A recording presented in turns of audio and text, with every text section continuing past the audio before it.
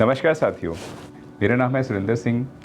बहुत सारी महिलाओं के कई बार मैसेज आते हैं कि हमारा ये पति हमारा सम्मान कैसे करें।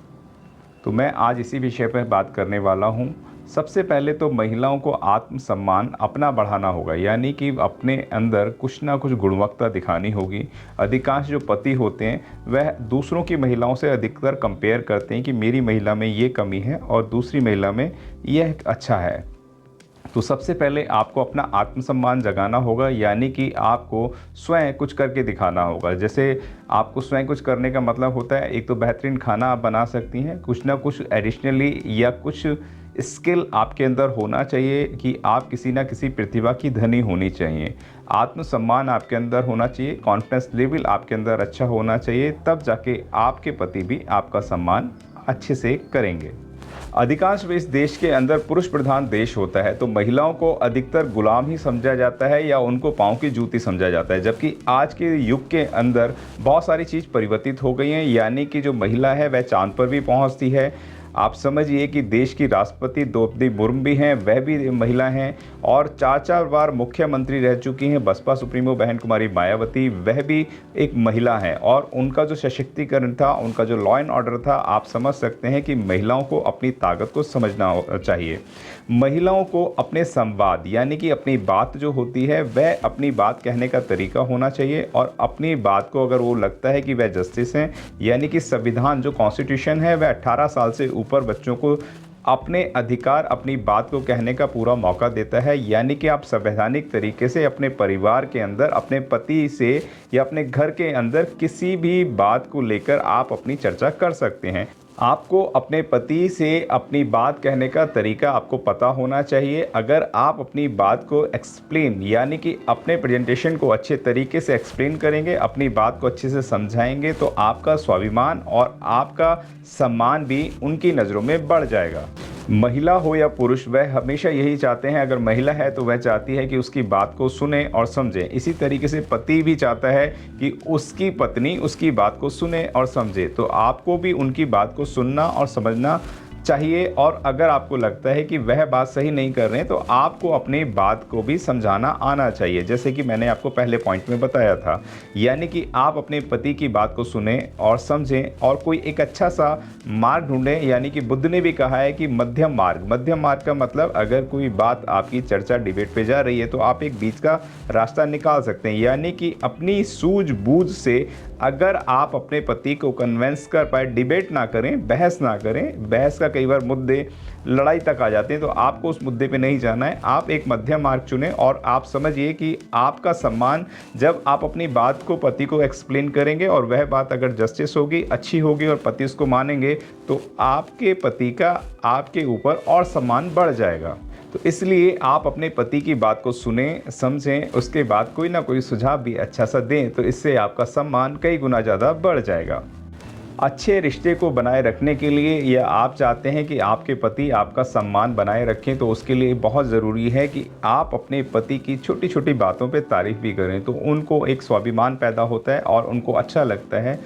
कहते हैं give respect and take respect. आप रिस्पेक्ट देंगे तो आपको रिस्पेक्ट फ्री में मिल जाएगी। यानी कि आप अच्छे से अपने परिवार को चलाने के लिए अगर एक दूसरे की बातों को अप्रिशिएट करेंगे तो आपको सम्मान मिलेगा, और आप जब सम्मान देते हैं तो फ्री में आपको सम्मान भी मिलता है। सामने वाला इस बात पे भी ध्यान देता है कि आप हर छोटी छोटी बातों पे उनका ध्यान रखते हैं, उनके खाने का, पीने का, बैठने का, उठने का, कहीं जाते हैं तो भी आप अच्छा एक सुझाव देते हैं।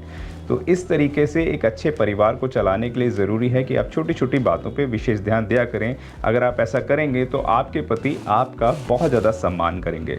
एक अच्छी ज़िंदगी चलाने के लिए बहुत ज़्यादा ज़रूरी होता है कि हमें अपनी सीमाएं पता होनी चाहिए। यानी कि आप अपने पति को बार बार किसी भी बात पे डांटते रहते हैं, या पति आपको किसी भी बात पर डांटते रहते हैं, तो ये बहुत ज़्यादा गलत है। आपकी और पति की दोनों की सीमाएं होनी चाहिए कि हमें कितनी लिमिट में जाना है और कितनी लिमिट में नहीं जाना है।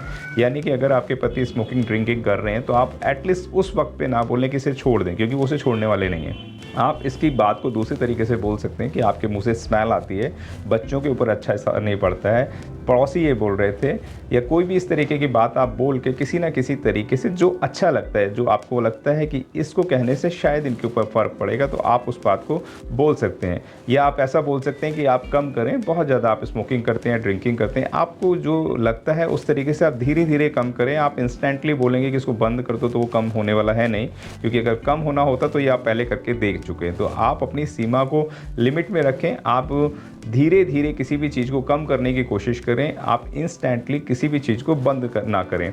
तो आपको अपनी सीमाओं का ध्यान रखते हुए धीरे धीरे कुछ काम करना चाहिए, इससे आपकी रिस्पेक्ट बनी रहेगी और वह भी आपकी इन रिस्पेक्ट का ध्यान रखेंगे।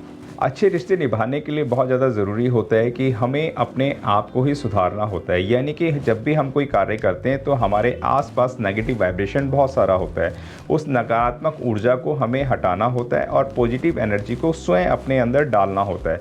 यानी कि आप अपने आप को रिपेयर करें, अपने आप को सुधारने की कोशिश करें, जो गलतियाँ आपसे हो रही हैं उन पर आप बार बार ध्यान रखें, यह काम मुझे नहीं करना है। यानी कि अगर सास ने, ससुर ने या परिवार के किसी व्यक्ति ने बोला है या पति ने कुछ बोला है और आप बार बार वही गलती कर रहे हैं, तो ये आपके रिश्तों को ख़राब करता है।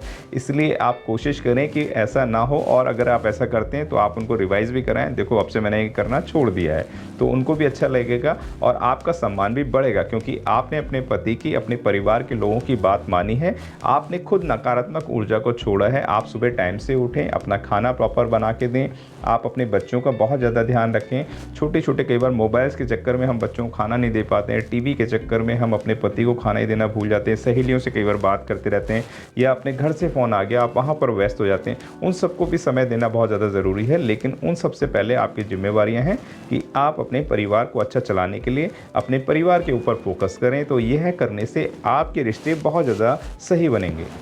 कहते हैं जिस डाल पे फल लगते हैं तो उनको पत्थर भी खाने पड़ते हैं। यानी कि आपको थोड़ा सा सहनशील बनना पड़ेगा, और सहनशील के साथ आपको पेशेंस भी रखना पड़ेगा, यानी कि धैर्य का आपको रखना पड़ेगा। समय बदलता है, हर रात के बाद सुबह आती है, तो आपको अपने धैर्य पर आत्मचिंतन करना पड़ेगा, संयम से काम लेना पड़ेगा।